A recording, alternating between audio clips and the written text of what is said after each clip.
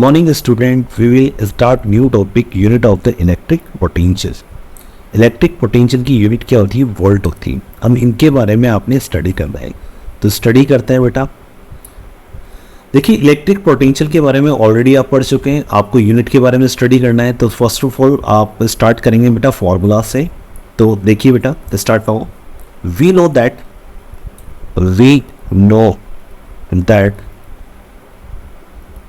Electric potential electric potential का formula क्या होता है बेटा?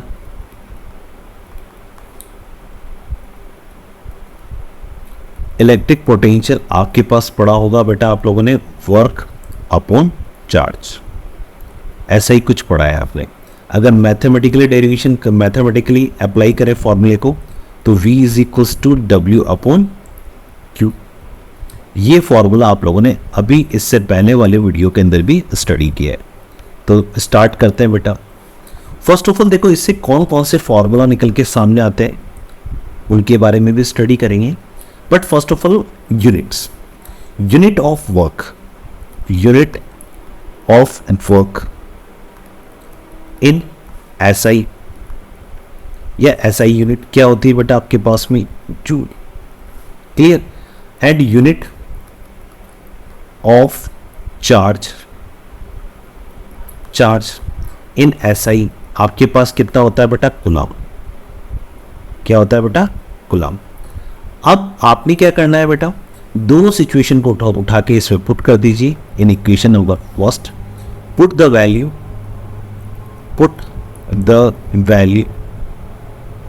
In equation first. तो V इज इक्वल्स टू क्या होगा बेटा आपके पास में? Joule upon coulomb. और जूल अपॉन कूलम को क्या बोला जाता है बेटा? वोल्ट। क्लियर? क्या बोलेंगे आप लोग? इन वोल्ट। तो ये तो आपके पास एक कंप्लीट होता है इसकी यूनिट। इफ मैं एक कंडीशन डाल रहा हूं बेटा, अगर सपोज वर्क की जो वैल्यू है वो आप कितना कर दें बेटा? 1 जूल कर दें। कितना कर दिया? 1 जूल। एंड कूलम यानी कि चार्ज की वैल्यू कितना करते हैं बेटा आप लोग? 1 कूलम। देन जो पोटेंशियल होगा वो किसके इक्वल होगा? 1 जूल अपॉन 1 कूलम। तो 1 जूल अपॉन 1 कूलम किसके इक्वल होगा बेटा आपके पास में? 1 वोल्ट के इक्वल होगा। तो आप 1 वोल्ट की डेफिनेशन भी फाइंड आउट कर सकते हैं। 1 वोल्ट की डेफिनेशन ऑलरेडी मैंने इससे पहले वाले वीडियो के अंदर भी शो किया हुआ है। अगर आप चाहते हैं तो मैं यहाँ एक बार और लिख देता हूँ बेटा। 1 जूल वर्क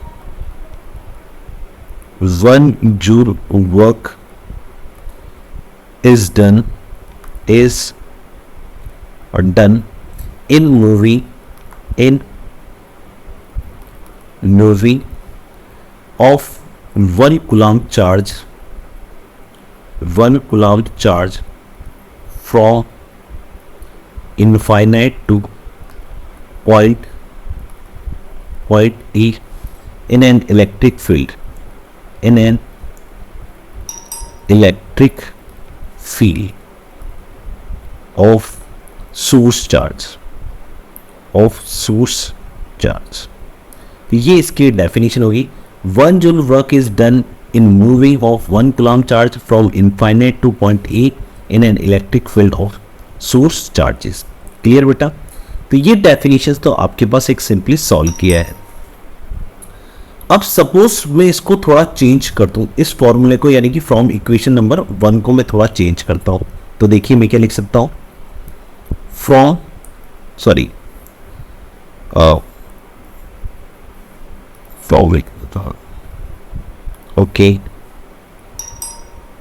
फ्रॉम इक्वेशंस 1 आपने क्या लिखा है? V is equals to W upon charge को मैंने लिखा है K। ऐसे ही लिखा है बेटा। आप लोगों ने ये भी तो देखा है बेटा कि वर्क इज इक्वल्स टू क्या होता है? Force into displacement. Force into displacement.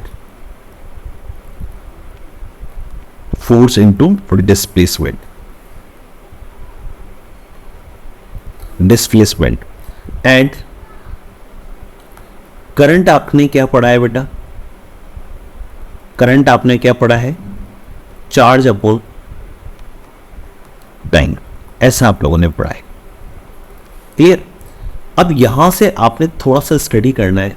अगर मैं मैथमेटिकली फर्स्ट फोर्स वर्क के बारे में देखूं तो W इज इक्वल्स टू क्या लिख सकते हैं, F इंटू ऑफ D। मैंने यूनिट की बात नहीं किया अभी कहीं पर, मैं कुछ नहीं, सिंपल इंट्रोड्यूस कर रहा हूं। एंड करंट वाला फॉर्मूला लिखेंगे तो I इज इक्वल्स टू क्या लिख सकते हैं, Q अपॉन T, ऐसा लिख सकते हैं। ओके, अब आप थोड़ा सा इसके बारे में स्टडी करते हैं। देखिए मैंने यहाँ पर चार्ज जो है उस चार्ज की वैल्यू फाइंड आउट करो तो क्या वैल्यू आएगा, I क्रॉस ऑफ T, ऐसा आ सकता है। बस यही वैल्यू यहाँ पर आपने क्या करनी, पुट करनी। ठीक है, इसको आपने बोल दिया सपोज फ्रॉम इक्वेशन नंबर 1 आप लोगों ने ये स्टडी किया है तो Q इज इक्वल्स टू यानी कि V is equals to W और Q की जगह क्या लिख सकते हैं, I क्रॉस T लिख सकते हैं। तो ये मैंने लिख दिया I क्रॉस T, इसको मैंने लिख दिया इक्वेशन नंबर 2, सिंपल। एंड छोटी क्लासेस में आप लोगों ने पढ़ा है, क्या पढ़ा है बेटा, वी नो दैट